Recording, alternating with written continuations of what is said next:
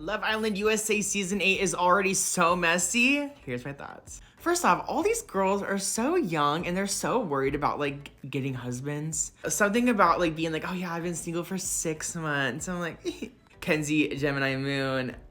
I'm excited, you guys. I think I love her. Melanie says she's not a girl's girl. We already got that in her intro package from before. I kind of like it though. There's something about how last year was so performative that like, let's just say it how it is. I saw a tarot reader on here, by the way, who I think they pulled the devil for both Trinity and Bryce.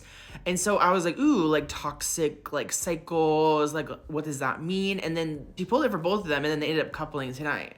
So I was like, okay, interesting. But then they're kind of not together by the end of this, which I was like, maybe they don't get chosen by the bombshells, which is a spoiler for later, but like, I don't know. I'm just really intrigued by that. Also, having 2 runners. At first I was like, ooh, like people from the same places. Like they're doing all these kind of like common threads. And I was like, oh, the runners have to get together. They did not. I actually don't think they would. I actually don't like that as a couple. I really am enjoying this Sincere and Melanie couple, but who knows, maybe putting a pin in that for the future. This challenge though is so gross and whack. I do have to say I love that they do these kind of compatibility things in general because nothing's worse than like people sharing a bed that have no chemistry and we have to like wait for a recoupling. You know, like I think they did a good job like setting up all the dominoes to like start to fall. We have our first couples. Off the bat, I was not feeling Kenzie and Zach. They just didn't look right together. I feel like all the couples, like I'm like, okay, I could see that.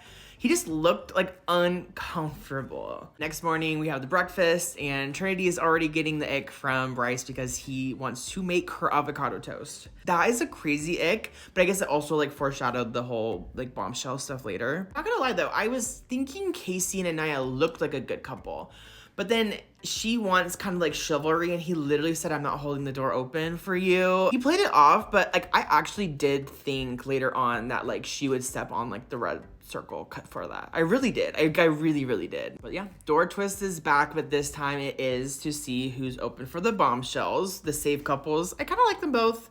Melanie and Sincere I really liked. Anaya and Casey I'm just sus on, but I liked. Not Gabriel taking the shirt off.